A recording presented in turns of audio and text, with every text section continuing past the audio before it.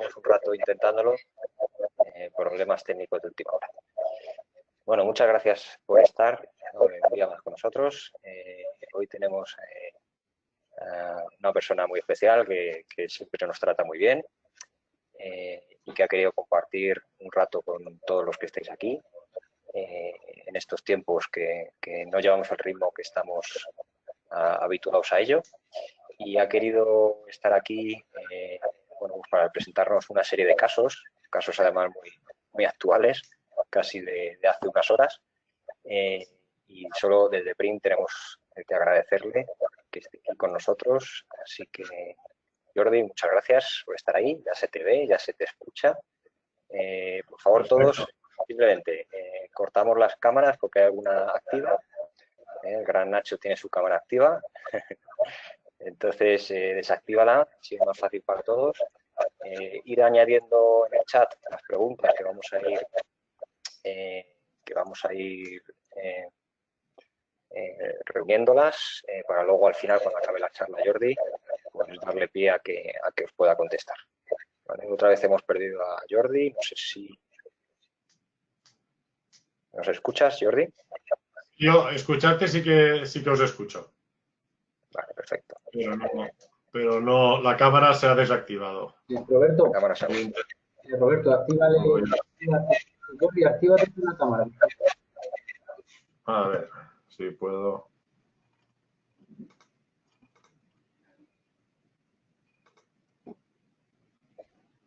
Ahora.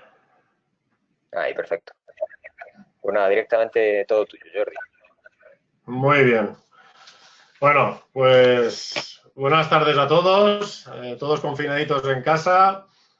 Y bueno, vamos a dar un poquito de chicha un poco esta tarde y comentar vamos a ver unos cuantos casos clínicos y algunas experiencias personales. Antes que nada, bueno, agradecer lo típico a PRIM y, como no, a Roberto y a Nacho por confiar también en este modelo de creo que muy positivo para todos, estar todos en casa y estar formándose y poder ayudarnos unos a otros, ¿no? Entonces, también animar a todos los fisios, los que estáis en casa sufriendo todo lo que nos está cayendo, sobre todo a todos los que somos autónomos, estamos ahí. Y dar muchos ánimos también a los fisios que están en los hospitales que están a pie de cama, que están ahí arrimando el hombro, y después, aparte de estos, ¿no?, de los que están en el hospital, los que están en casa, los que estamos haciendo urgencias, ¿vale? Considero que la fisioterapia hoy en día hay que continuar dando un paso adelante. Somos sanitarios y tenemos que trabajar en condiciones. Lógicamente, la sociedad nos necesita y hay pacientes que nos necesitan. Sí que son tratamientos de primera urgencia, y por lo menos veréis alguna cosa también por aquí esta tarde que nos haga un poco reflexionar. Pienso que tenemos que tener un sentido de responsabilidad y del código deontológico de intentar ayudar en la máxima de lo posible, siempre manteniendo todas las medidas de seguridad posibles, las máximas, ¿sale? Para protegernos a nosotros, a nuestros seres queridos y a los mismos pacientes que vienen, ¿no? Entonces, después, si queréis, en ruegos y preguntas podemos ampliar un poquito. Pero pienso que tenemos una oportunidad muy grande de demostrar que somos sanitarios y no dar un paso atrás y continuar haciéndolos. Nosotros, yo de un principio ya me agencié equipos de protección, como veréis, algo diferentes después en diferentes modelitos. Y bueno, también hacer un poco una reflexión de lo que nos viene ahora un poco adelante. Ahora, por lo menos, lo que estamos trabajando, porque pienso que ahora cambiaremos un poquito la manera de trabajar cara a los pacientes, sobre todo con el contacto físico, ¿no? Entonces, habrá veces que igual dices, pues tenemos técnicas para trabajar tanto con el ejercicio terapéutico, ahora se está haciendo muchas cosas online, y también con diferentes aparatajes que podamos ir trabajando para ayudarnos a no tener ese contacto tan directo y protegernos un poquito todos. ¿Qué más? ¿Qué más? De hecho, ahora están saliendo muchas guías que los colegios están compartiendo. Y bueno, vamos, aquí estáis viendo un poco en la pantalla qué es lo que vamos a hacer. Vamos a ver un poco un repaso de toda la musculatura isquiosural o isquiotibial, como queremos llamarle, y una lesión del aductor mayor que es un poco, creo que bastante desconocido, o por lo menos a mí nunca me lo habían explicado.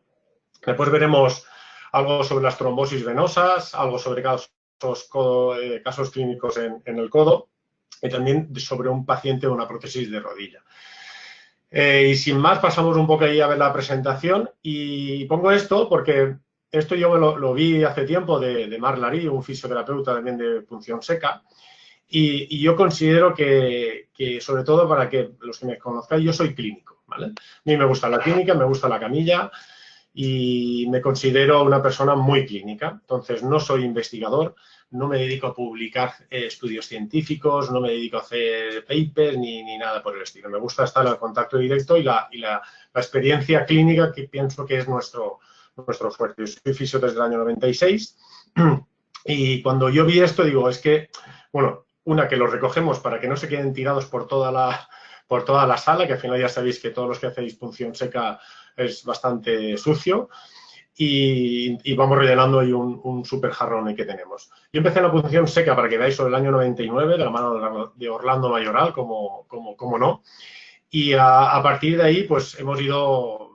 creciendo, ¿no? En el año 99 empezamos con la punción seca y en el 2006 me compré mi primer ecógrafo, un ecógrafo al cual yo le daba vueltas y tampoco sabía cómo funcionaba. Me compré 2 libros y hacía mis pinitos y hasta el año 2008 no fui capaz de sacarlo al público para poder hacer algún estudio cuando empecé a hacer la formación. En 2008 empezamos a formarnos con Jacinto y en 2008 también hicimos la primera formación en su día de la EPI, de la electrólisis, que tantas alegrías nos da, o por lo menos la gente que trabajamos con la fisioinvasiva, ¿no? Después, ¿qué hicimos? Formar un gran equipo multidisciplinar. Y digo multidisciplinar porque teníamos cabida todos, desde fisios, preparadores físicos, médicos, radiólogos, médico deportivo. Intentamos unar criterios entre todos y ayudarnos unos a otros. Somos capaces de irnos a tomar cervezas todos juntos, que pienso que es bastante importante. Para que veáis un poco de dónde está sacado todo esto, tenemos unas 4 teras de imágenes desde el 2008 que tenemos registrados a todos los pacientes. Tenemos unos 10.000 pacientes registrados y todo esto nos da muchos casos clínicos. Lógicamente me gustaría poder sacarlos todos, pero es que aparte de guardarlos, después hay que digerirlos y sacarlos del ecografo y es bastante complicado. Pero de esos 10.000 pacientes, pensar que desde 2008 cada paciente muchas veces viene por varias patologías. Imaginaros la cantidad de imágenes que tenemos. Entonces, a partir de ahí fue cuando, por necesidad de formación interna y porque la gente iba demandando, pues empezamos a hacer lo que es la formación de cursos de ecografía en lesiones, que es lo que pienso que un poquito íbamos un poco todos más cojos, ¿no? Porque está bien ver la normalidad y todo, pero muchas veces queremos un puntito más de ver las lesiones directamente, qué es lo que ocurre, cuál es la evolución de esas lesiones. Entonces, sin más, vamos a pasar a empezar con la parte de los estructurales. A mí me gusta, sobre todo, siempre tener a mano un atlas de anatomía, que nos pueda visualizar y localizar más fácilmente todas las estructuras cuando tengamos dudas, porque al final la ecografía es anatomía al final descriptiva, que la podamos ver. Y al hilo de esto, a mí esta imagen es la que me gustaría compartir con todos, porque a mí me dio mucha luz a la hora de ver después de interpretar las lesiones de la parte de los isquiosurales. Esta imagen está tomada en la Universidad Mayor en Santiago de Chile, cuando fuimos a hacer una formación el año pasado, y es una imagen que se puede sacar muchas conclusiones. Esto es la parte del isquion, el corte está hecho a esta altura, justo aquí arriba. Hemos desinsertado la parte del glúteo, esto es la zona del isquion, y esto es el tendón del bíceps femoral, y esto es el vientre del bíceps femoral. Si os fijáis, el tendón del bíceps femoral siempre se dice que el vientre muscular empieza 5 centímetros por debajo del isquion, y aquí se puede ver claramente. Y si os fijáis, el único vientre muscular de los tres músculos que analizamos que se inserten en el isquio, el único vientre muscular es el semitendinoso. Esto explica, cuando veamos una gran cantidad de sangrado a nivel proximal, que las fibras el mayor sangrado se debe sobre todo a la rotura de fibras a nivel del semitendinoso. También es una imagen que nos permite ver perfectamente la inserción del tendón del semimembranoso, cómo en toda esta zona, cómo empieza a formarse a partir de aquí la zona del vientre muscular del semitendinoso, donde empieza a formarse la famosa media luna, como veremos más tarde. Pero es una imagen que nos dictamina muy bien lo que es el tendón común, que sería toda esta zona, y junto por debajo cómo se va uniendo el tendón del semimembranoso. Aquí veríamos al ciático que le hemos apartado porque tiene que colocarse aquí, pero ahora veremos un pequeño vídeo donde se puede interpretar mucho más fácil. Fijaros, retiramos el bíceps, tendón, todo esto semitendinoso y por debajo tendríamos al tendón del semimembranoso. Y aquí tendríamos el ciático, que le hemos abierto la membrana que recubre la porción del tibial y la del sural y la del peroneo común, y todo eso sería el vientre del semimembranoso y el tendón del semimembranoso. Creo que es un vídeo para poder contextualizar, sobre todo cuando pensemos eso, sobre todo cuando haya derrame, pensar que el sangrado mayor es del vientre del semitendinoso, porque lo que sangra más es un músculo, un tendón sangra bastante. Visto esto, un poquito el repaso, vamos a empezar a ver ese repaso a nivel ecográfico. Ya hemos visto el cadáver fresco. Desde aquí también alentaros a que hagáis disección de cadáver fresco en tipo TIL. La pieza esa de cadáver que la sacamos de Santiago de Chile, si hay algún chileno que nos está viendo, me comentaron que la universidad esa, por las revueltas que hubo problemas y no sé si estará aún en marcha esa sala. Pero bueno, desde aquí mandaros un saludo a todos los chilenos que nos estén viendo desde aquí. Y ahora vamos a irnos en materia directamente a ver lo que es el tendón común. Esto es un corte hecho a esta altura, a la altura del isquio, muy proximal, en el cual estamos viendo el nervio ciático. Esto es un corte transversal, nervio ciático. Por encima del nervio ciático siempre tendemos a la porción larga del bíceps, que será esto, que a medida que nos vamos yendo más a proximal desaparece, como habíamos visto antes, y se queda solo el tendón común. Todo esto será el semitendinoso, esto será el tendón común, y esto que viene por aquí debajo será el tendón del semimembranoso. Y todo esto que se ve por aquí debajo será el aductor mayor. Al aductor mayor no se le da mucha importancia, y después veremos más adelante cómo se puede lesionar incluso también. Entonces, visto esto, el corte a la altura, eso es un corte muy, muy proximal, a esta altura desde aquí, de proximal a distal, muy poco.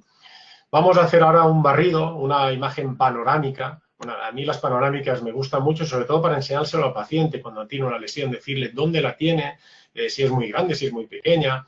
En este caso, este paciente tiene una ecogenicidad muy buena, como podéis ver, y da una imagen muy clara de todas las estructuras. Si vamos de lateral a medial, tendríamos la porción larga del bíceps, esto sería el tendón común, el ciático, acordaros siempre el ciático por debajo de la porción larga del bíceps, semitendinoso, el rafe del semitendinoso, el tendón del semimembranoso y la media luna que se ha formado ya del semimembranoso, que será este esquema que estamos viendo.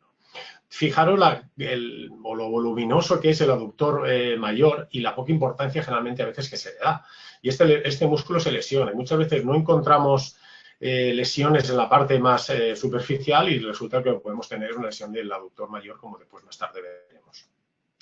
Vamos a hacer un corte ahora, el mismo que estábamos haciendo antes, pero nos vamos a ir un poquito más a medial y vamos a llegar a visualizar el vientre del semimembranoso.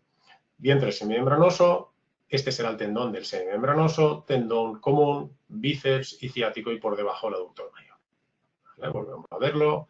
Fijaros cómo a medida que nos vamos a distales cuando sale el vientre del bíceps femoral, la porción larga.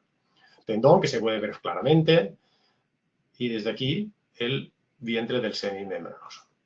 Muy bien, ahora vamos a ir haciendo cortes. Esto es un corte ahora para que nos situemos. Estábamos viendo la pierna izquierda, vamos ahora a la pierna derecha. Y lo que vamos a hacer es un barrido lo mismo de lateral a medial. Fijaros, ahora esta vez tengo a la parte mía derecha, tengo el bíceps semitendinoso, el rafe. Siempre acordaros que el rafe, justo por debajo del rafe, tendremos al tendón del semimembranoso y la media luna del semimembranoso, justo por debajo lo voluminoso que es el aductor mayor. ¿Vale?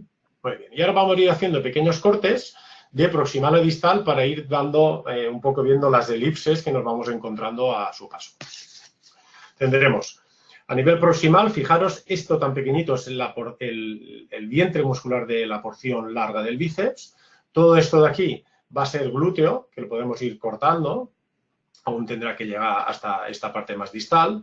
Todo esto será semitendinoso, el rafe no se ve porque estamos muy proximal, y aquí el tendón, que a medida que nos vayamos viendo proximal, se va a juntar al tendón común. Aquí sale la media luna del semimembranoso y justo por debajo tenemos todo el aductor mayor. Fijaros la diferencia que hay y lo voluminoso que es, insisto en ello. Nos vamos un poquito a un corte más distal. Tendremos el vientre muscular del bíceps que se ha hecho más grande, nos sale ya el rafe justo por encima del tendón del semimembranoso, media luna del semimembranoso y por debajo el aductor. Y si nos vamos más a distal, lo mismo, un poquito más voluminoso y vamos haciendo diferentes cortes. Nos vamos esta vez ya un poco más a medial en la pierna. ¿Qué encontraremos? Ya nos ha salido ahora que nos está saliendo la porción corta del bíceps femoral. Porción larga, porción corta, ciático. Fijaros siempre que el ciático va por debajo de la porción larga. Aquí encontraremos una especie de tendón central que cursa muchas veces con muchas lesiones alrededor del tendón, que viene formado del tendón común. Aquí tendríamos el vientre del semitendinoso que se está formando aquí el tendón en su interior, y todo esto mucho más voluminoso a medida que nos vamos haciendo de distal es el vientre del semimembranoso, y de aquí se formará el tendón del semimembranoso. Si continuamos un poquito más a distal, lo mismo, se va a hacer más grande el vientre de la porción corta del bíceps, el vientre de la porción larga se hace más pequeño, siempre por encima del ciático. Tendremos el semitendinoso que se ha hecho más pequeño, continuamos viendo en el tendón, y todo esto de aquí será el semimembranoso, y justo por debajo, aductor mayor y paquete vascular. Nos vamos a más de distal y lo mismo. Y en estas imágenes también es digno de ver que estamos viendo el recto interno y el sartorio. Lo estamos metiendo todo en una imagen panorámica. Fijaros que encontrarse pacientes con esta ecogenicidad es bastante difícil. Y una vez que estamos, pues es muy ilustrativo poder estudiarlo así. Hacemos un barrido de proximal a distal. Muy bien.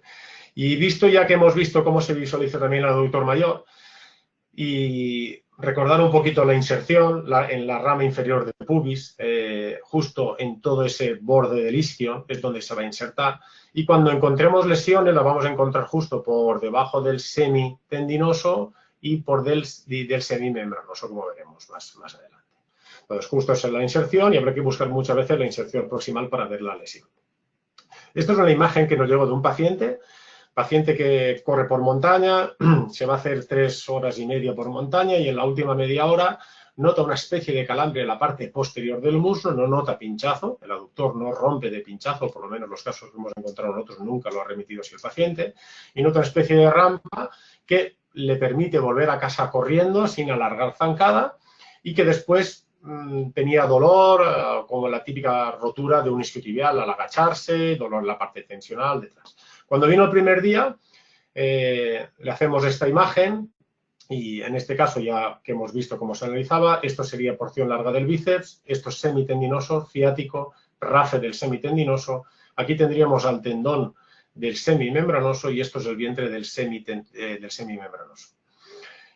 De primeras pensamos que era una rotura del tendón del semimembranoso, un engrosamiento, una lesión miotendinosa.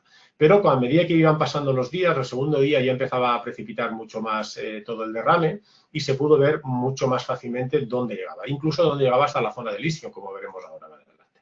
Fijaros, esto es un vídeo de toda la rotura. Vamos a ir parándolo, a ver si esto me permite quitarlo. A ver, aquí. Vamos a empezar de aquí. Fijaros, todo esto es semitendinoso. Esto es el tendón del semimembranoso y la rotura viene por la parte más profunda. Ahí. Aquí vemos el tendón perfectamente y la rotura está en la parte posterior más profunda. Después se va a ir el derrame cuando vayamos a aproximar justo a la zona del isquio. Estamos bajando, vemos toda la zona del derrame, está fuera total del tendón del semimembranoso.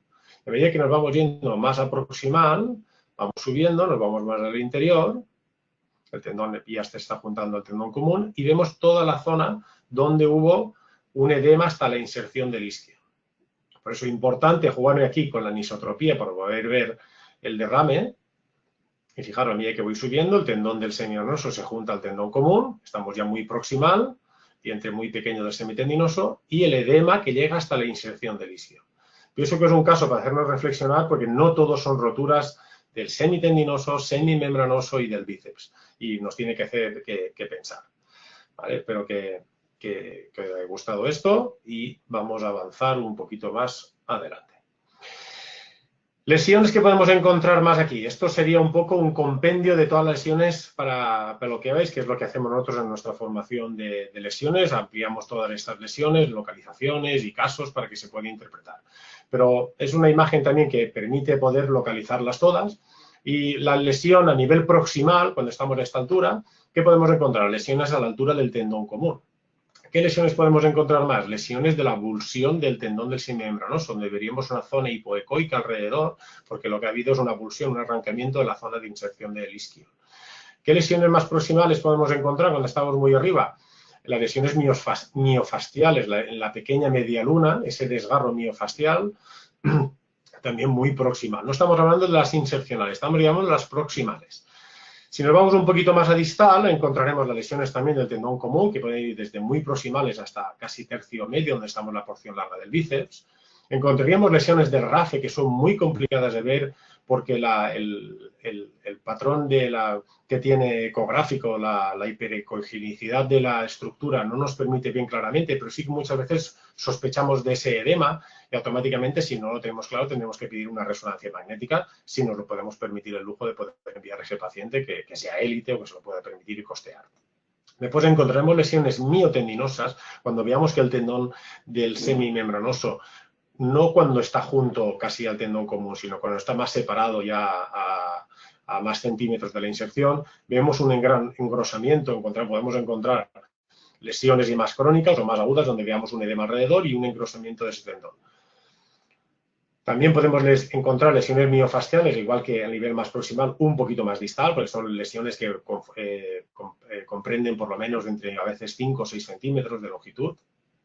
Y si nos vamos incluso más a distal, podemos encontrar las típicas lesiones de cremallera que bautizó el doctor Valius, un gran conocedor de todo este tipo de lesiones, que la lesión de cremallera une a la porción corta y la porción larga, es la unión aquí donde se suelen romper. Lesiones miofasciales a nivel muy superficial, difíciles de ver en las primeras fases, donde solo vemos una especie de edema, una imagen hiperecoica, que con el paso de los días acaba precipitando el edema y nos permite ver la zona, incluso a veces vemos una separación y un pequeño arrancamiento fascial del vientre sobre la fascia. ¿Qué lesiones podemos encontrar más ahí? Muy común encontrar lesiones ahí en el tendón central, alrededor del tendón central, muy parecidas casi como si fuera el septo del recto anterior. Cuando mayor afectación de este tendón, peor pronóstico, más tiempo de recuperación que podemos encontrar. Después, lesiones del semitendinoso alrededor, difíciles de ver a veces por la suma de ángulo crítico que hace el tendón justo por la parte de distal, igual que hace en el semimembranoso más para abajo. Lesiones miofasciales distales también podemos encontrar del semimembranoso. Y lesiones miotendinosas, igual que estábamos viendo a nivel un poquito más proximal, que actúen sobre la zona del tendón. Por lo tanto, fijaros la cantidad de lugares donde se puede lesionar toda la musculatura isquiotibial. Lesiones miofasciales junto con la del aductor pegado ahí al recto interno.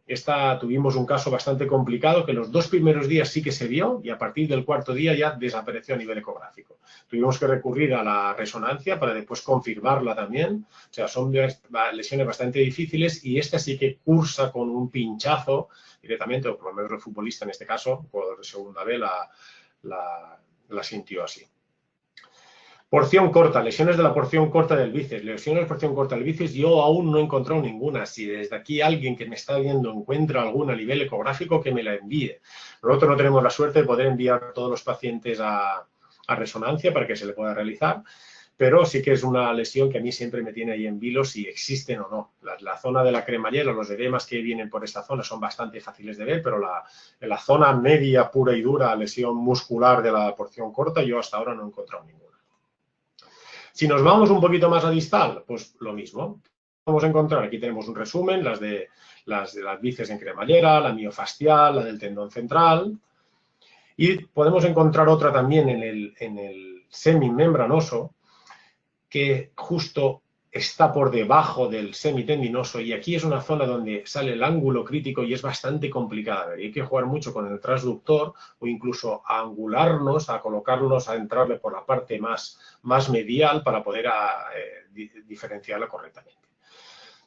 Si queréis saber más de estas cosas, pues hombre, ya sabéis muchos los que estáis muy puestos ya en lesiones musculares, este libro pienso que puede ser ahora el mejor relato y compendio de todas las lesiones del libro de Valius, Pedret y Iriarte, el cual desde aquí recomiendo, y todas las formaciones también que realizan porque tiene unas imágenes muy, muy ilustrativas, pero pienso que hay que darle, nosotros la formación la hacemos con un enfoque muy fisioterápico, sobre todo para saber después el enfoque a la hora de hacer el tratamiento, temas invasivos y demás, cómo poder analizarlo correctamente. Y seguimos, vamos a avanzar un poquito más para que se haga esto más dinámico y vamos a hablar ahora de las trombosis venosas profundas, ¿no?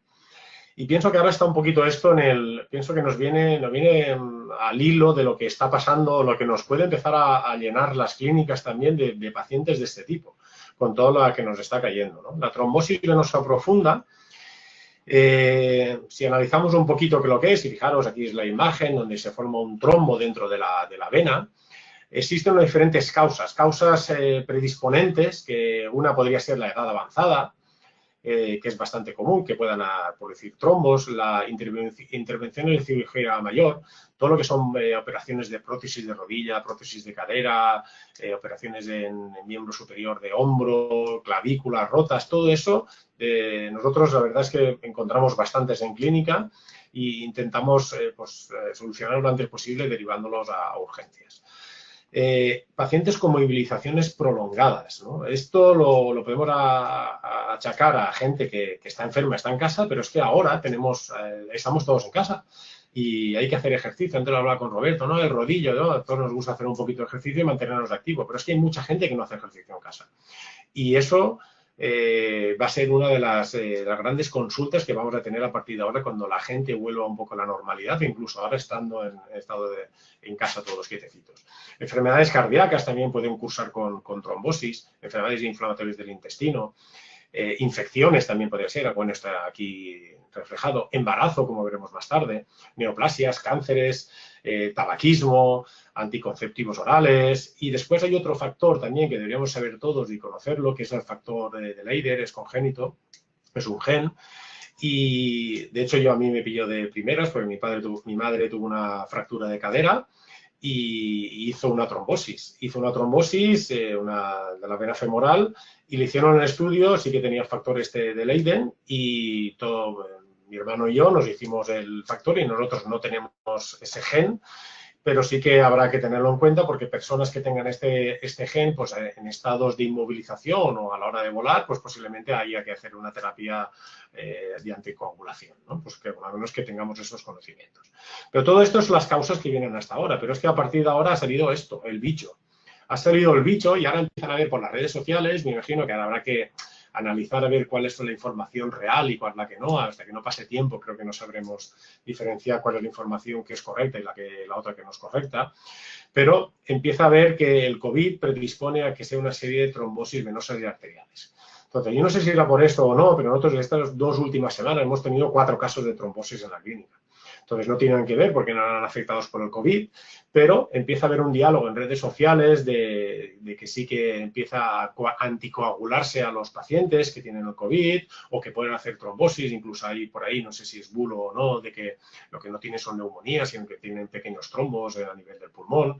Yo ahí ni pincho ni corto ni quiero saber, pero que nos daba un poquito la idea también que puede haber un problema de la coagulación en la sangre también por la culpa del COVID. Entonces, síntomas a nivel general cuando nos puede llegar un paciente a la consulta porque sospechemos que tiene una trombosis. Puede tener sobre todo dolor. Normalmente cursan con dolor. Dolor en toda la extremidad o justo en la zona donde tienen el trombo. Edema. Tiene sensación de pesadez, de edema, hinchazón, a veces también se nota caliente la extremidad, si lo tocas, pero no todo. Lo del caliente, todos igual posiblemente, porque lo pillamos en las primeras fases, no llega a estar tan instaurada, igual no, pero no todos nos han cursado con calor, pero muchos sí.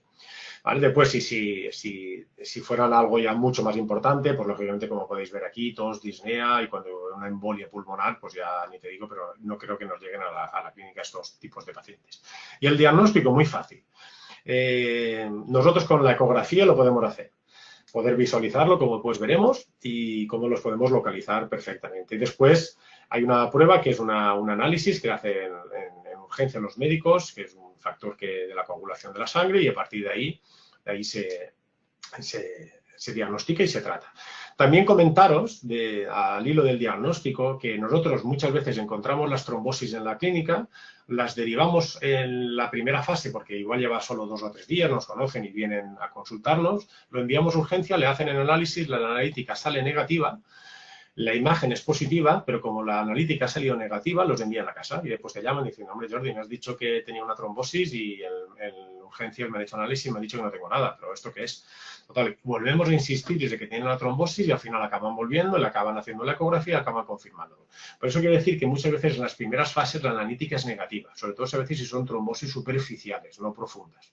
Entonces, que lo sepáis también, pues si sale alguno rebotado, pues que tengáis las armas para poder un poco discutirle y volver a insistirle a que vuelvan a hacerle y que le hagan una ecografía, que sería la prueba de elección, como podremos ver aquí más adelante.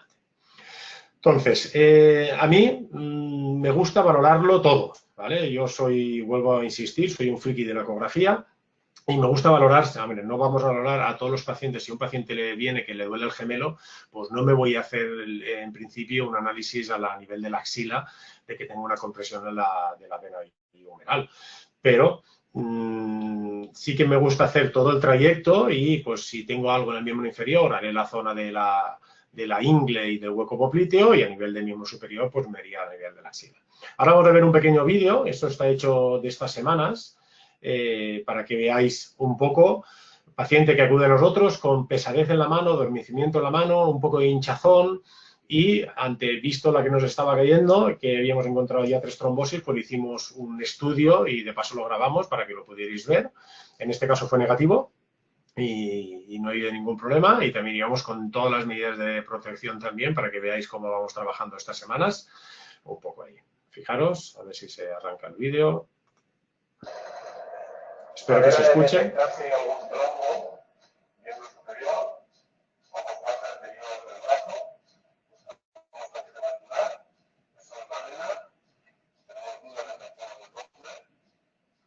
Yo muchas veces no hace falta ni poner el Doppler para poder verlo, pero más preciso con el Doppler.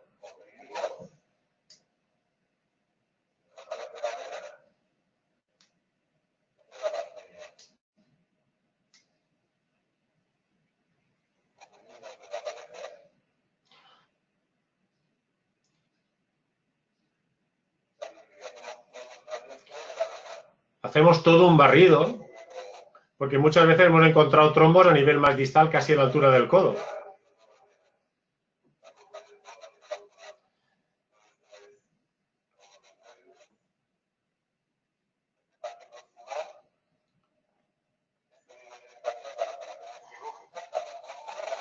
Si quieres comentar algo que no se escucha bien. ¿No se escucha? ¿No se escucha del todo? Bueno, voy comentando. Hay que hacer todo el barrido de proximal a distal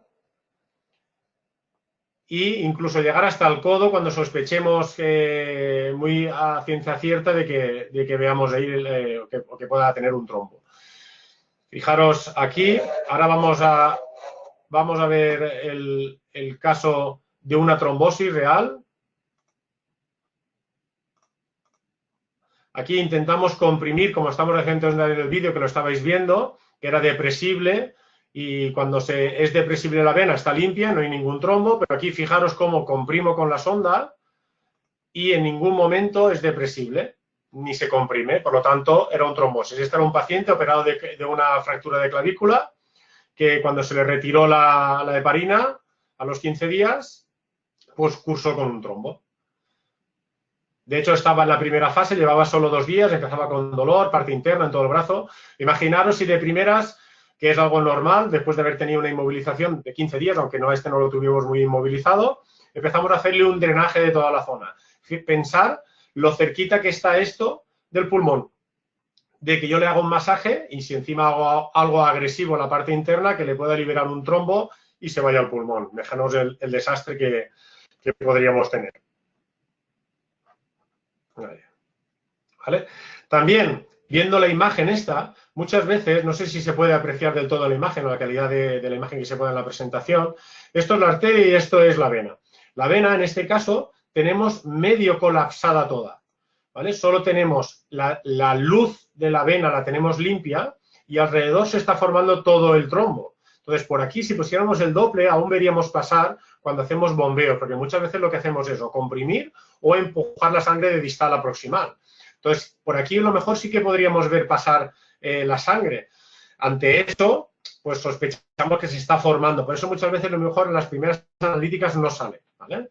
También hay otra causa que también que podemos encontrar, es que encontremos gente que haya sufrido ya anteriormente trombosis.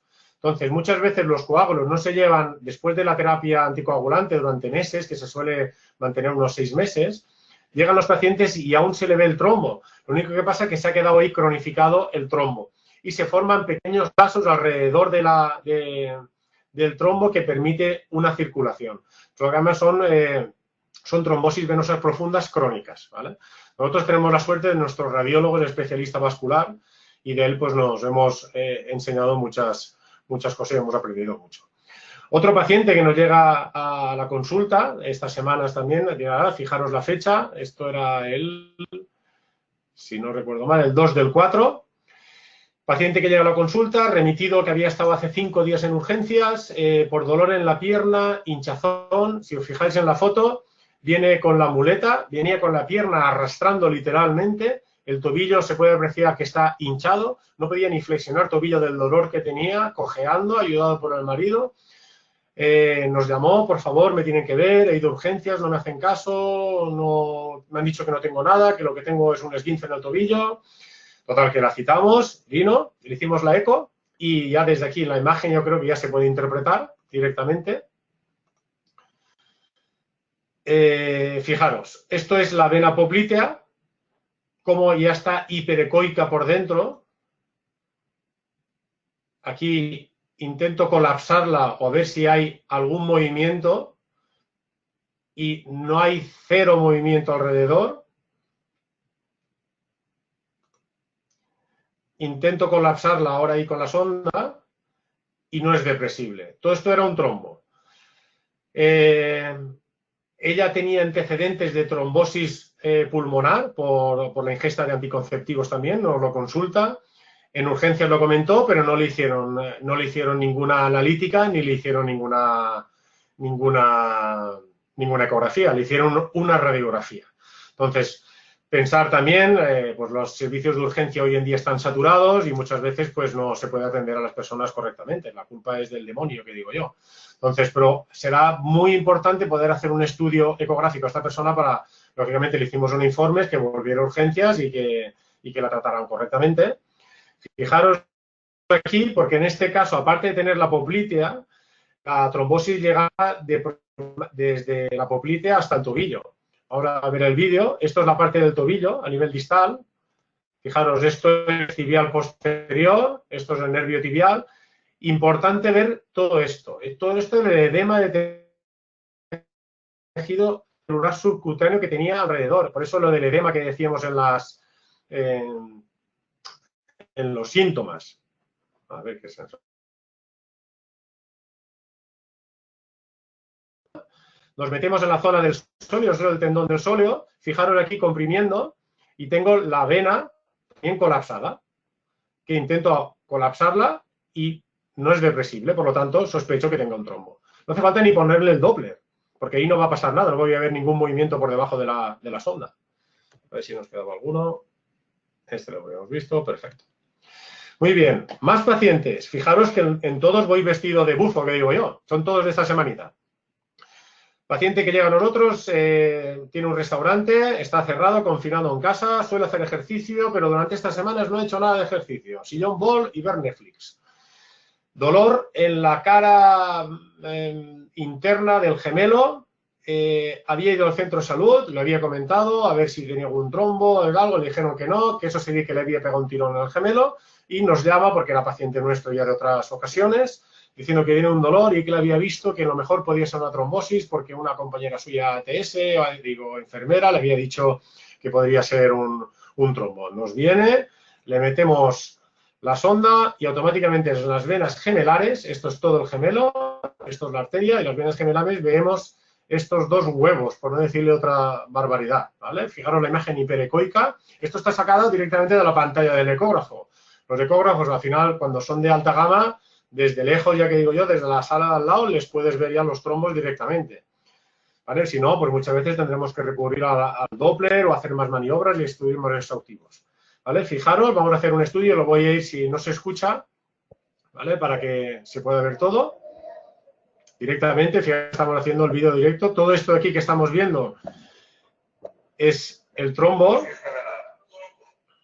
Y como decía, bueno, en el vídeo, es que nos vienen en grupo. Nos vinieron esa semana que decía, bueno, a ver, vamos a montar un chiringuito. Dolor en toda la zona interna.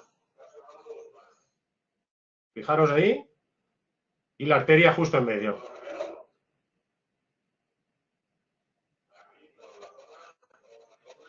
Si colocamos el Doppler, vamos viendo ahí el pulso de la arteria, pero alrededor no vemos ningún movimiento a nivel de la vena.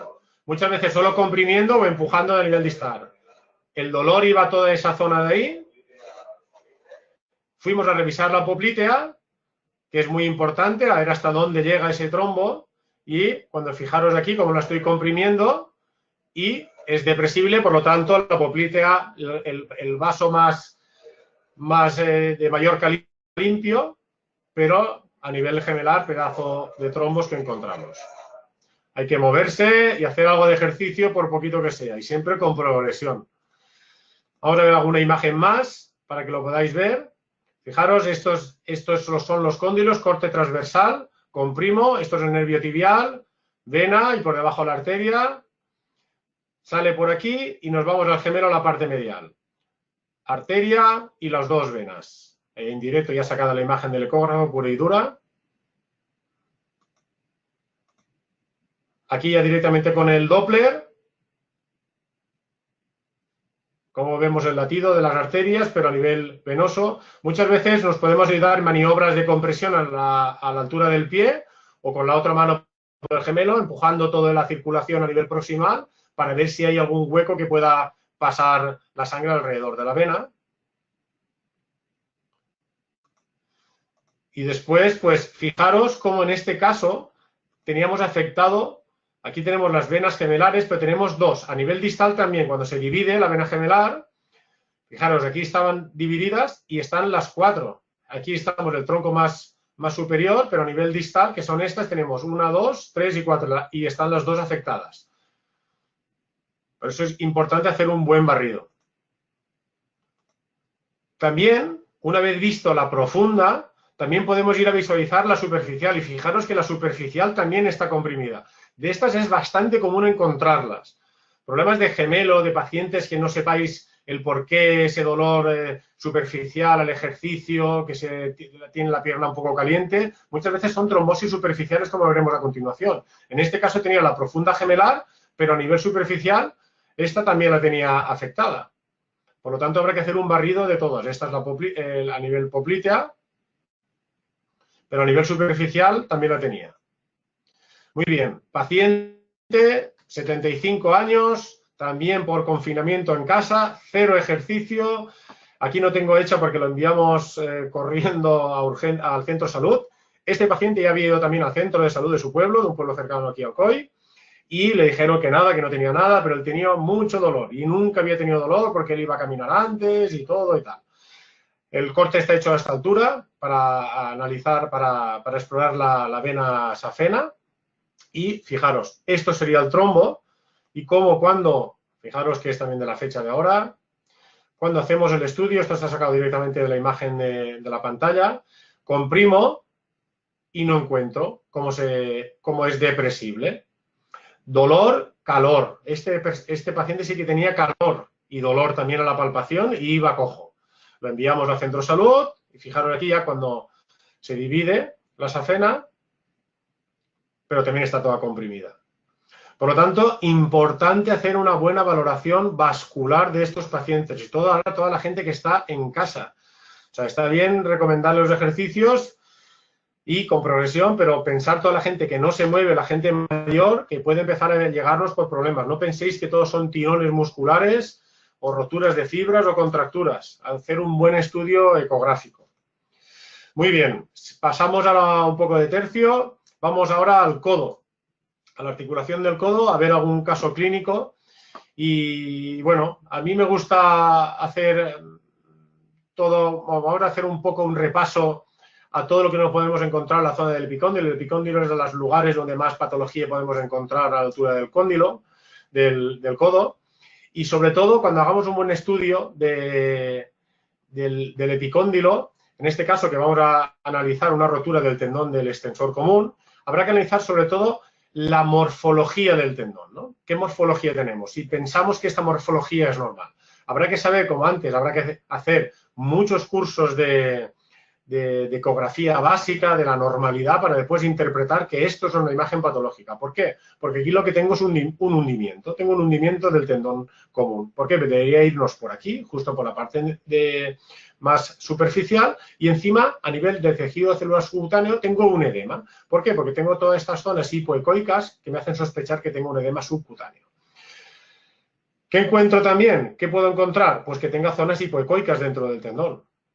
Zonas hipoecoicas que cuando hago un barrido, esto es un corte longitudinal, como estáis viendo, hago un barrido y estoy viendo todas las diferentes zonas. Hago un barrido en longitudinal, yendo de medial a lateral, subiendo y bajando para poder ver todas las afectaciones de esas fibras sobre el epicóndilo.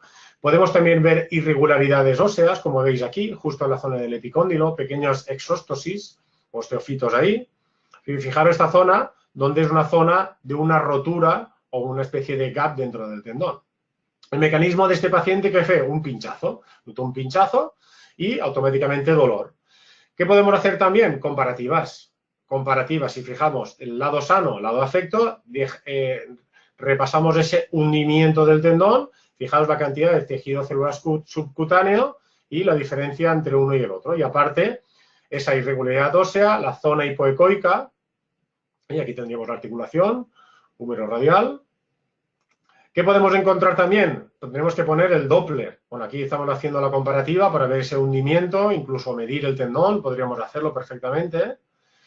Y podremos ver vascularizaciones. Y esas vascularizaciones las tendremos que buscar en cortes longitudinales y en cortes transversales. Sobre todo porque en esta zona estamos viendo que ese pequeño gap o esa pequeña rotura intratendinosa, ahí justo no encontramos esa vascularización, pero en zonas colindantes sí. ¿Vale? Todo eso son vascularizaciones que encontramos. ¿Cuál es el tendón que más fácil se afecta de toda la zona esa? Lo que más fácil que lo vamos a encontrar son afectaciones del extensor corto. Por debajo del extensor común, a veces vamos a tener roturas del extensor corto, que es el que más se afecta. Aquí tendríamos el extensor del quinto dedo y el extensor cubital. ¿Vale? Esto es la parte más lateral y esta es la zona más medial o brachioradial. ¿Qué podemos encontrar también lesiones en el codo? Lesiones de fracturas de la cabeza del radio. Ahí está la puesto también por la imagen que nos viene después a continuación también.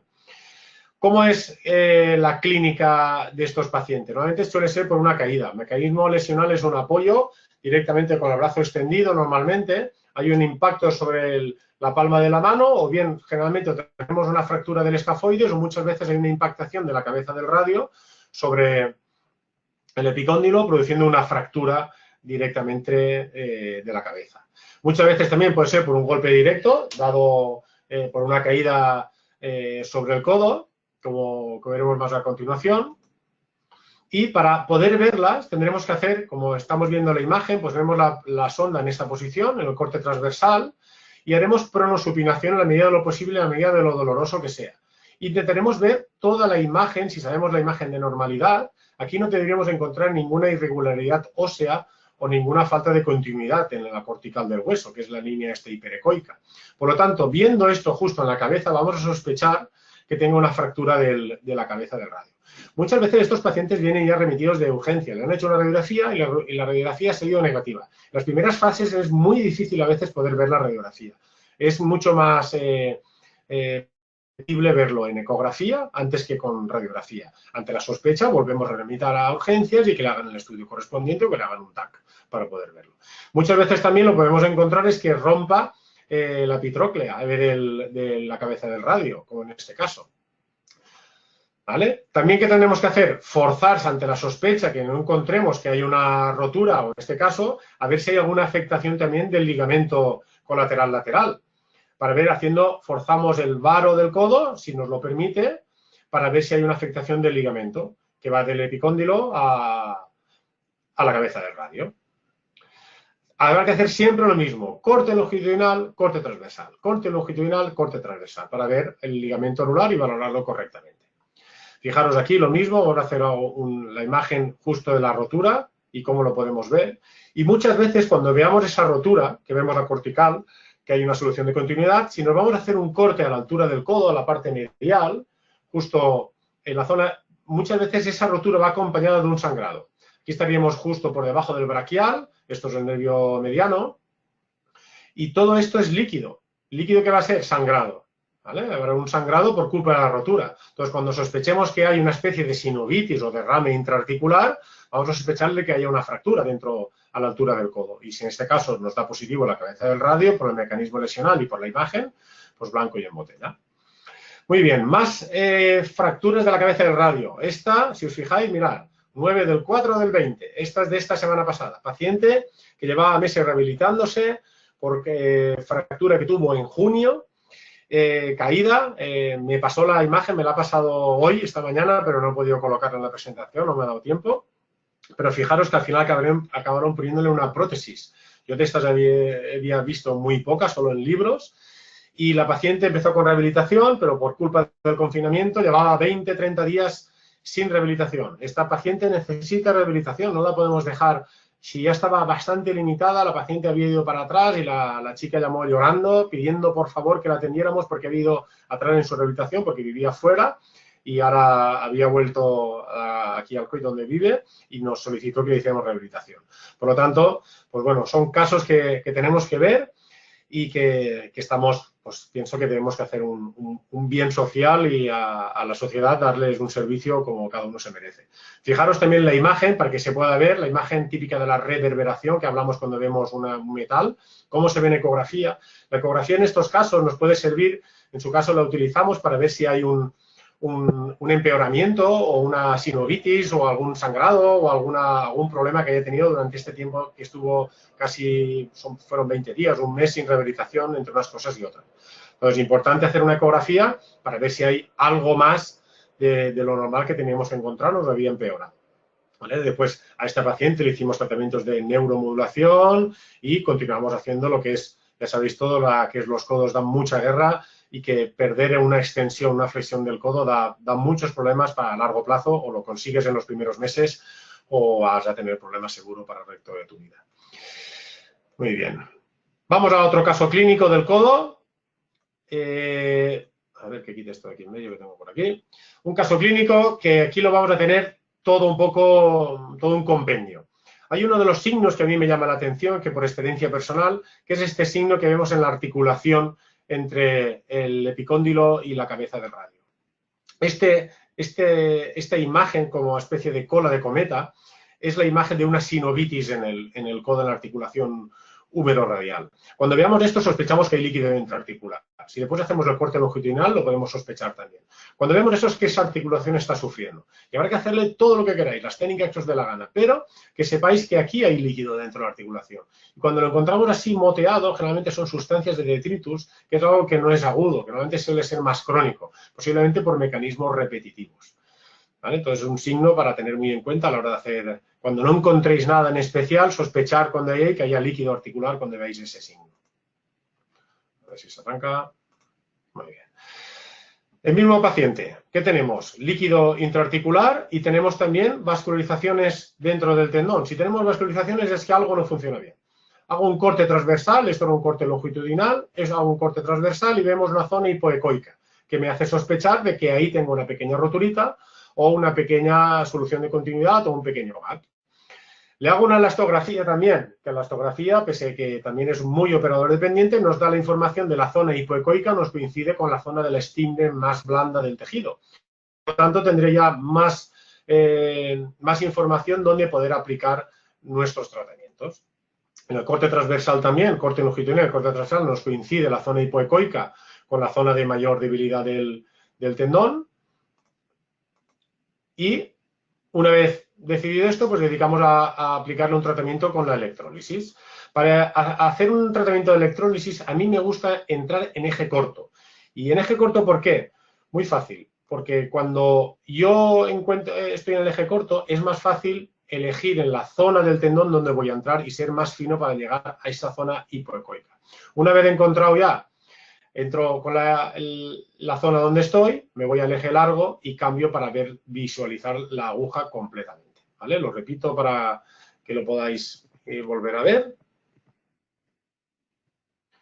En eje corto, visualizo la zona más hipoecoica, justo busco, marco en la sonda y entro en eje corto a colocarme justo en esta zona. Entro con la aguja ahí y una vez localizado para saber que estoy en el eje transversal en el sitio adecuado, ya cambio a eje largo y entonces ya visualizo que estoy en la zona hipoecoica y así soy mucho más preciso.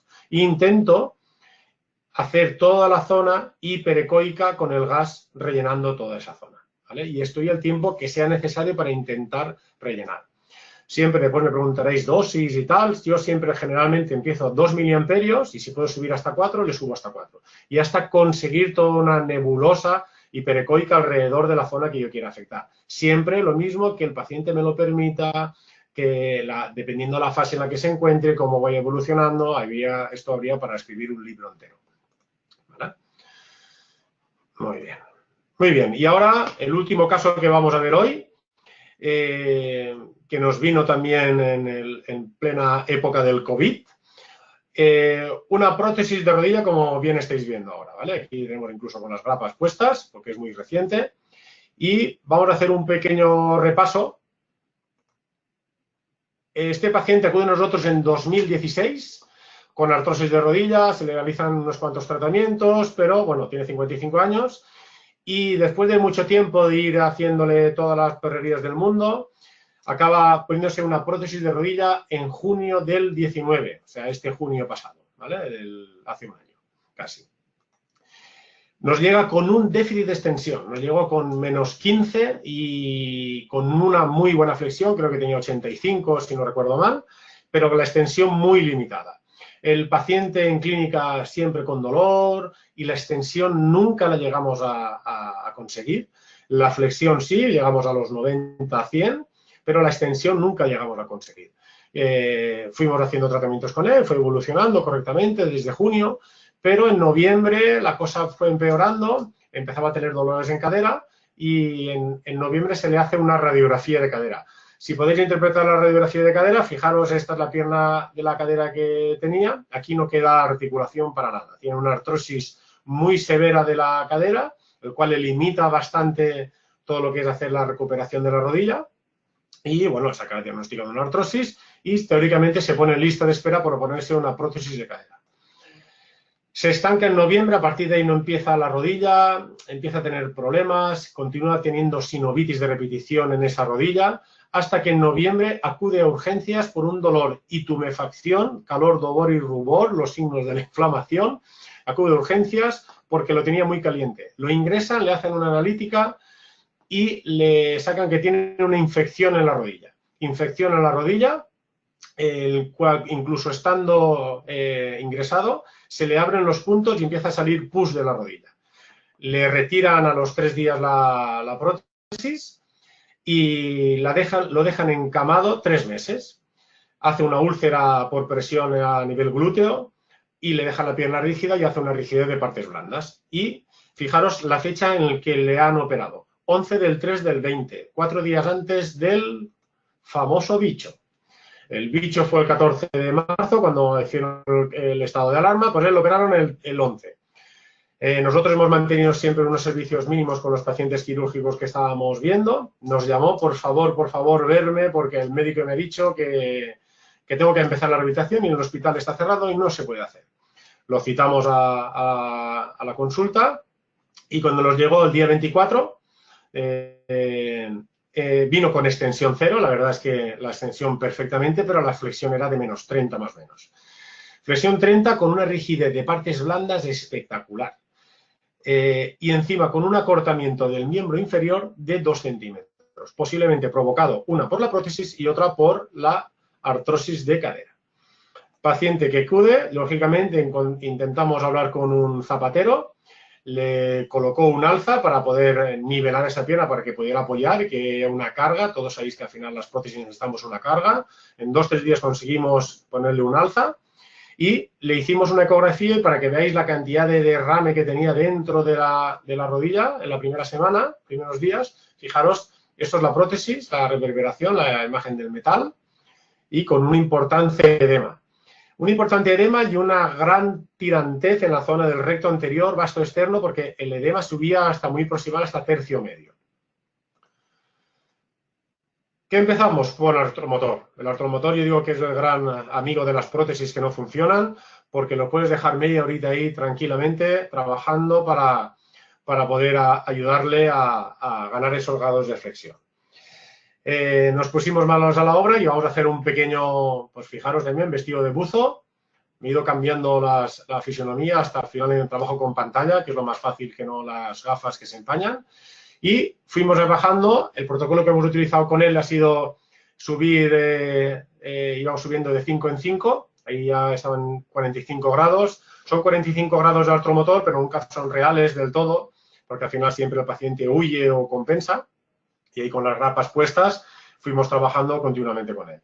Hicimos un trabajo de, bueno, no he dicho el protocolo, íbamos subiendo cada 5 minutos, empezamos en 30, a los 5 minutos 35, 5 minutos 40, así, hasta que hemos llegado a, como después más tarde veréis, ya estamos en casi en los 100 grados de artromotor. Trabajo de cicatriz también, movilización de rótula, despegamiento un poquito de la zona de partes blandas, pero sobre todo era la rigidez de partes blandas por los 3 meses que había estado encamado, que eso no doblaba. A nivel articular no notaba ninguna presión, solo notaba presión a la altura del recto anterior. Tecnología, alta tecnología de casas de la NASA. Yo pienso que esto es lo que más alegría nos da con los pacientes. No todos son aparatos ultra técnicos, pero son ejercicios que nos pueden venir muy bien. Aún conseguimos comprarle un patinete para que se lo pusiera en casa. Sobre todo el gran problema de esta persona ha sido que no le hemos podido hacer una rehabilitación correcta por la artrosis tan grande de la cadera, ¿no? Pero bueno, ejercicios muy sencillitos para poder ayudarle. Y después también utilizamos también la tecarterapia para poder drenarle toda la zona. De hecho, la verdad, pienso, ha mejorado una barbaridad a nivel de todo el edema que tenía ahí desde la rodilla hasta el tercio medio del cuádriceps y nos ha permitido ir ganando flexibilidad día a día. Otra cosa también que nos hemos basado mucho ha sido con este aparatito, el Zimmer, que muchos ya conoceréis, la Enfield Pro. Gracias a esto hemos seguido trabajando con frecuencias, para trabajar, para descontracturar la musculatura. Trabajamos a trenes de 5 hercios. Y lo hemos ido trabajando bien una vez cuando teníamos la pierna ya en un estado de tensión, manteniéndola la tensión, y a frecuencias desde 1, 5, 10 hercios ir trabajando para conseguir relajar toda la musculatura. Al mismo tiempo le hemos ido trabajando también en dinámico, al borde de la camilla, y la verdad es que el antes y el después de trabajarlo con la dichosa maquinita ha sido un gran acierto, sobre todo porque en él no podemos hacer mucho más trabajo por la limitación tan grande de la prótesis de cadera que tiene. Pero bueno, un arma muy útil para poder, en este caso, descontracturar toda la zona del recto anterior para poder hacer un buen trabajo. Fijaros ya, esto es de anteayer, ya hemos conseguido 90 grados, se empezó el día 24, hoy es día 15, en tiempo récord lo hemos trabajado y ahora por lo menos ya es más persona y nos permite. Nos permite ya la deambulación correcta. También deciros que esta manera yo creo que es la más fácil, la de la pantalla, y si tenéis pantallas que sean abiertas por arriba para que no se empañen. Un consejito. Y después, pues bueno, trabajo para mí primordial de la neuromodulación.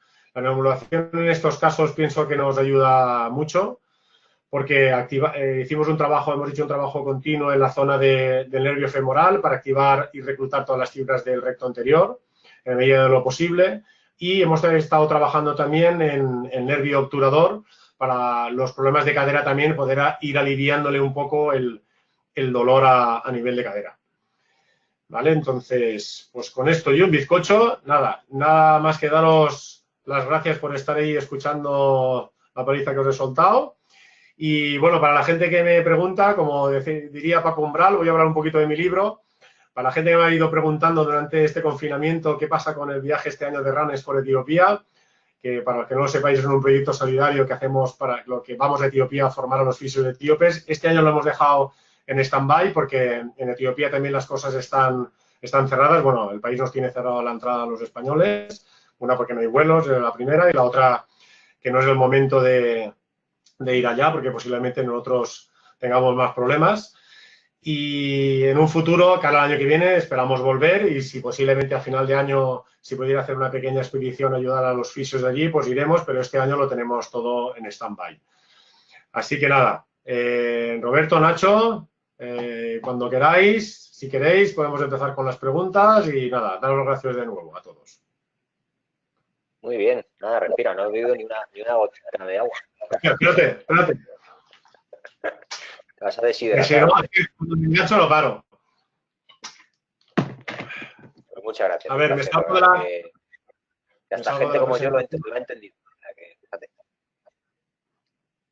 A ver. Me salgo de la presentación. Deja si quieres la primera. ¿Sí? ¿Y tú me pones a mí ahí? Sí. A ver. Sí. Bueno, la verdad es que la gente en los comentarios, pues gracias, eres un libro abierto.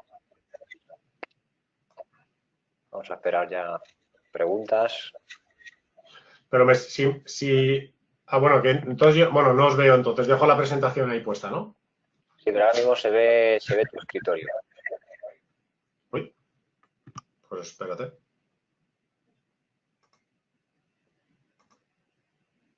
No, sobre todo es porque o lo dejamos así, como quieras, ¿eh? Porque luego la grabación que luego subiremos a YouTube, lo que son las imágenes de nosotros no aparece. Entonces, pues para que no se vea la pantalla. Ahí, perfecto. Con eso, perfecto. Así sí, ¿no? Vale. Genial. Nada, dándote las gracias. A ver. De Burgos, un saludo. Pedro, Jaime, Silvia, Diego. De Portugal.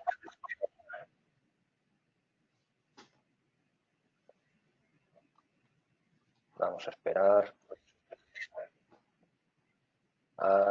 Preguntan sobre algún libro que pueda recomendar. Vale, ¿voy contestando? Sí. Sí, pues bueno, libros ya os he dejado caer el último que ha sacado que hace muy poquito, hace un mes o un mes y algo, que sacó Valius y compañía, que es todo de lesiones y es una maravilla. Es un libro que recomiendo, que yo creo que todo fisioterapeuta que trabaje en clínica con lesiones debe de tener en su biblioteca. De Valius también había otro de lesiones deportivas más antiguo, pero yo creo que este es el compendio de todo. Después, si no, incluso puedo poner algún libro más de ecografía básica para la gente que empieza y tal, pero a nivel de lesiones yo pienso que con ese es todo, es digamos el libro gordo de petete. Vale. Bueno, Nacho desde Cádiz nos dice que si encuentra una foto que tenía de una rotura de una porción corta del bíceps, que te la mandará. Perfecto.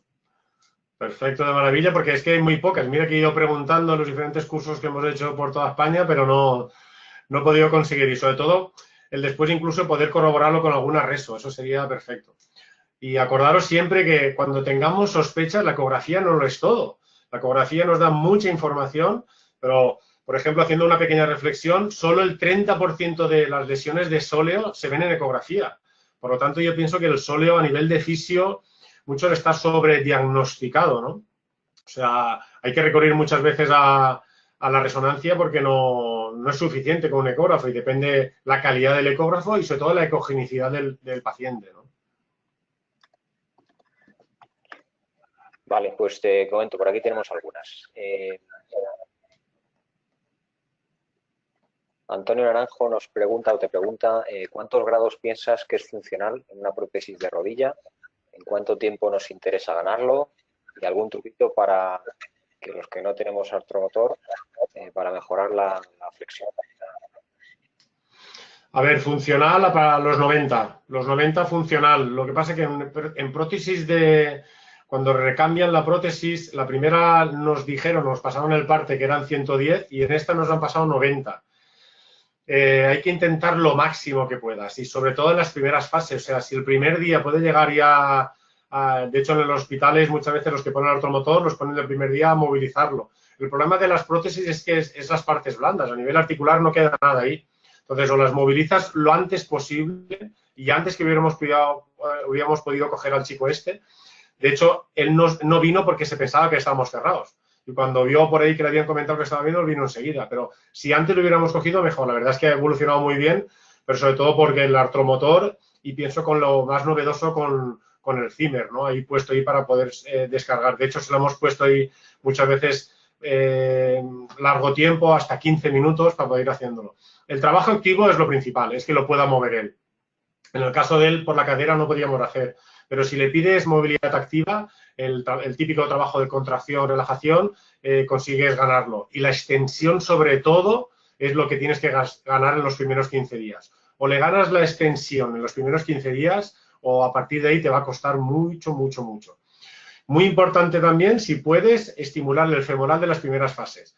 En todos los problemas de rodilla, mi experiencia es que la mitad de la gente que no activa bien el cuádriceps o se queda con una atrofia importante del cuádriceps, pero incluso con un menisco, es porque el mismo manguito cuando hacen la operación comprime el nervio y hace una pequeña lesión nerviosa a nivel del nervio femoral, haciendo que no reclute las fibras correctamente.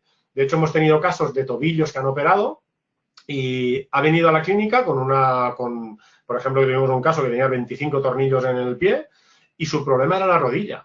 No era capaz de activar el cuádriceps. ¿Por qué eso? Posiblemente era un cuádriceps voluminoso de un deportista y al hacerle el torniquete lesionaron el nervio femoral. Y hasta que no hicimos un trabajo de neuromodulación sobre el nervio femoral para que reclutara todas las fibras y él fuera capaz de activar ese cuádriceps, no hubo una recuperación total. De hecho, por eso hay que ganar las primeras fases. Las primeras fases, irnos a la neuro y poder activar para que haya. Y después hacer un feedback o la contracción, que sea movilizaciones de rótula a nivel distal para que no haya un acortamiento. Pero sobre todo con estos ejercicios activos. No dejarle solo al pasivo. El pasivo está muy bien. De hecho, el paciente trabaja con el artromotor una media hora, una cosa así, y después empieza todo lo activo. Ejercicios de apoyo sobre camilla, apoyo sobre la pared, arrastrar, todo lo que se pueda al patinete. Pero en este caso estábamos un poquito más limitados. Perfecto. Álvaro Seco comenta, este año tuve un problema con un futbolista de tercera división, rotura del septo del recto anterior, que recaía y recaía.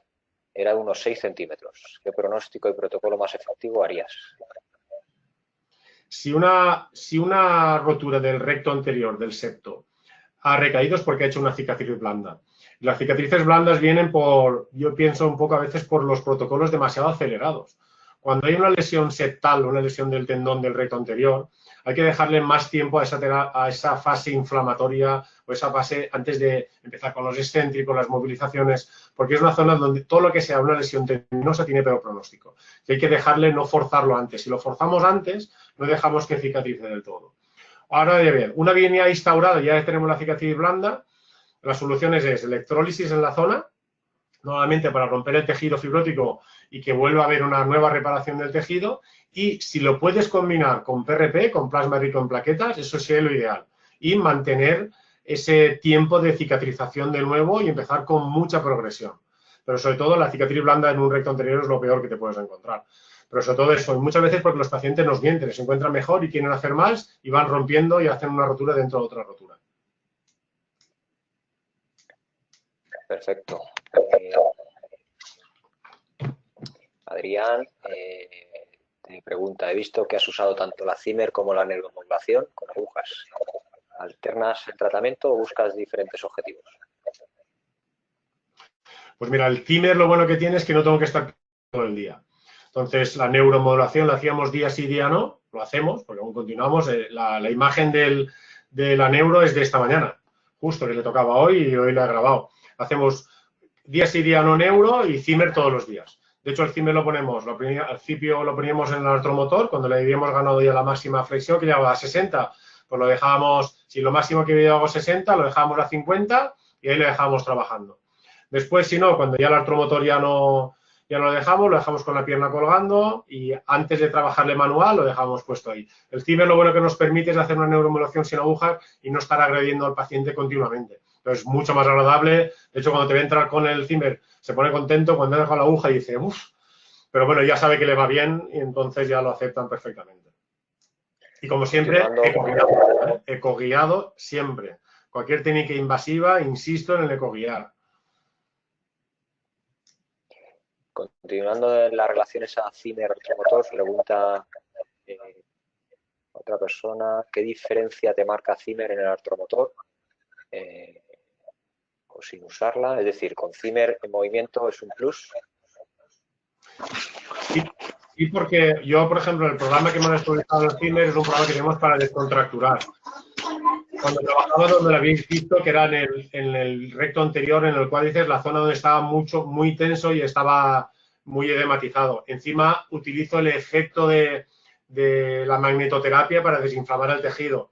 ¿Qué pasa? Lo trabajamos ahí, pero después me voy con la pala a nivel proximal a la salida del nervio femoral y ahí sí que le meto un programa de neuromodulación general para que trabaje la activación de todo el cuádriceps.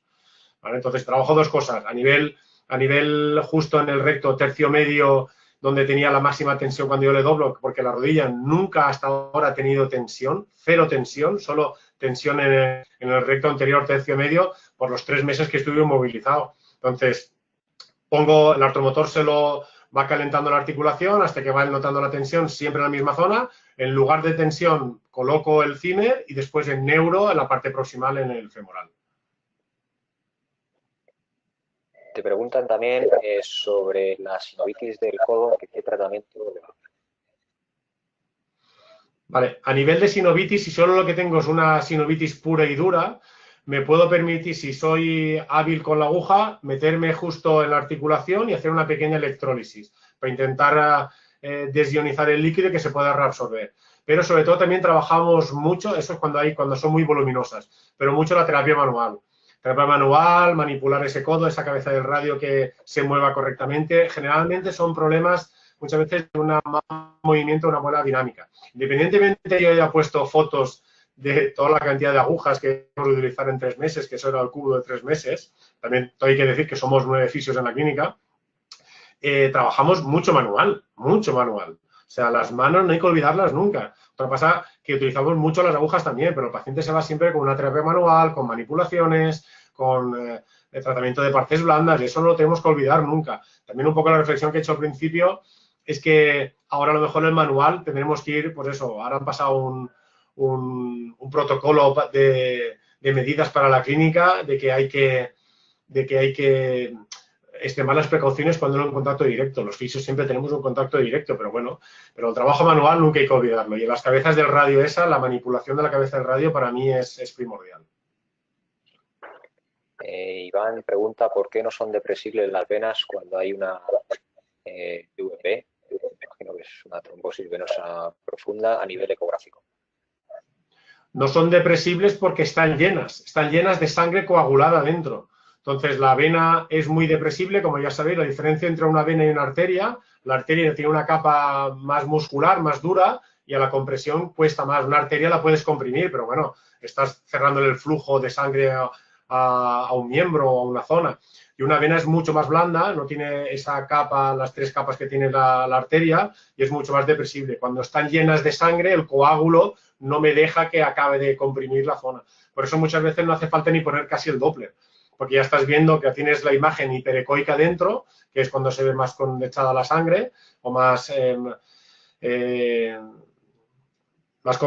comprimida, y entonces no me deja acabar de apretarlo. Y nos preguntan también desde Portugal que si hay signos de eco para distinguir la tendinopatía severa, el extensor radial corto y una ruptura. En la práctica de eco, ¿cómo lo distinguirías? En la eco es muy difícil saber si hay una tendinopatía, bueno, una tendinosis o una rotura. La diferencia la tiene muy fácil. En la exploración, en la anamnesis, paciente ha notado pinchazo, traumatismo, algo súbito, puede sospechar de que haya una rotura más aguda. Si, por el contrario, el proceso es más degenerativo, puede ser que haya una tendinosis acompañada de pequeñas roturas en su interior. Ante la duda de eso, habría que pedir una resonancia focalizando en la zona esa y poder ver la zona más afectada, la que está más afectada, pero sobre todo la clínica es lo que te lo va a mandar. Y la calidad del ecógrafo, sobre todo. En ecógrafos de gama más baja será muy difícil diferenciarlo. En un ecógrafo de alta gama y subiendo las frecuencias y las ondas matriciales que pueden llegar hasta 15, incluso, pues te da una imagen mucho más. Nos preguntan varios sobre el libro, es el de lesiones musculares en el deporte, ¿no? Sí, a ver, te lo puedo. ¿Se está viendo la imagen? Sí. Pues a Nos ver está si viendo la portada de la presentación. Perfecto. la portada. Para Pues buscarlo. la paso ahí y lo amplío incluso. A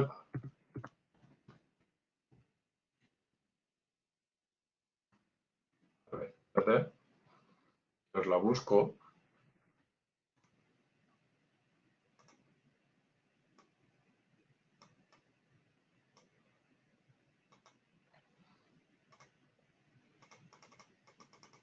Y aquí lo podéis ver en grande. Es de Editorial Panamericana. De hecho, ahora creo que en esta época de confinamiento, creo que se pueden acceder directamente a los libros y tal. ¿La veis, no? ¿Se ve? ¿Roberto? Sí, ¿no? perfecto. Vale. Vale, nos comenta también Miguel dice que ha tenido un caso en la clínica de trombo, en la poplítea. ¿Cuánto tiempo puede pasar antes de recuperar la funcionalidad venosa? Pues pueden pasar meses, ¿eh? Meses y, como he dicho, se puede cronificar incluso. Generalmente la terapia anticoagulada lo dejan unos 6 meses, una cosa así. Lo dejan unos 6 meses. A ver, ¿qué pasa aquí? No sé qué pasa. ¿Se ha quedado colgado? Se ha quedado colgado el ordenador. Lo dejan en unos 6 meses y se hace otro estudio ecográfico. A los 3 meses se repite normalmente y a los 6 meses se le hace otra. Pero va destapando muy poco a poco. De hecho, nosotros hemos hecho estudios a la gente durante 15 días, a los 2 meses y incluso a los 3 meses aún continúa viéndose colapsada. Lo que sí que es cierto que a medida que va perfundiendo, pues los dolores y lo que es la sintomatología cambia mucho. Perfecto, pues yo creo que no se me ha escapado ninguna más. Voy a hacer un repaso.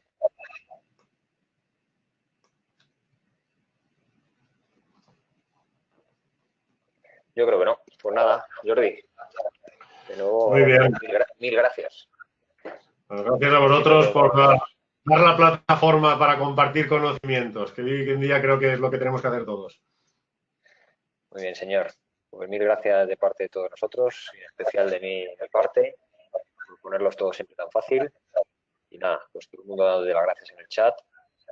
Y nos vemos pronto. Muy bien. Bueno, un saludo a todos. Gracias por estar aquí.